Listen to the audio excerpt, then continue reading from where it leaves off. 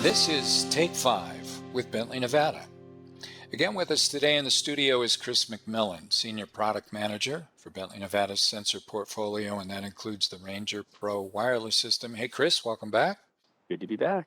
We talked last episode about hazardous area approvals and some of the things you've done with Ranger Pro to make it particularly suitable for hazardous areas and not disruptive when you need to make changes to the configuration.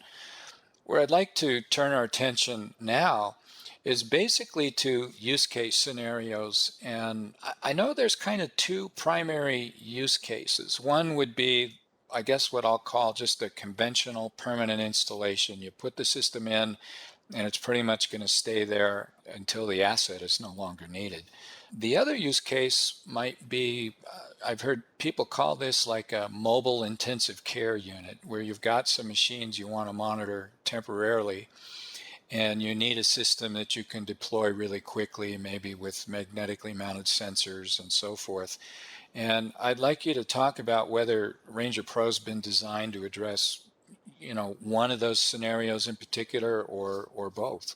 Certainly. So in either scenario, I mean, Ranger Pro has been targeted mainly at more of those permanent installations, just given its periodic nature of taking measurements coming through here.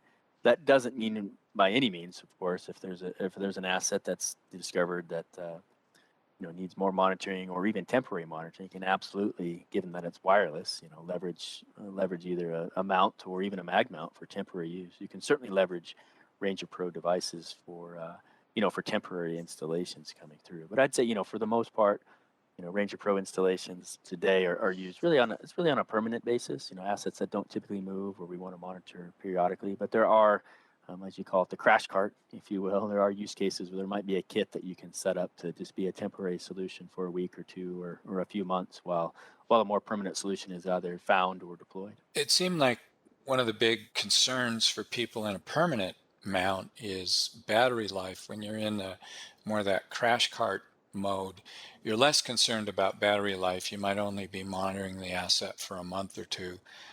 And I recall in some of our earlier discussions that Ranger Pro can be configured to return data at pretty fast intervals if needed, both the kind of overall measurements as well as waveforms.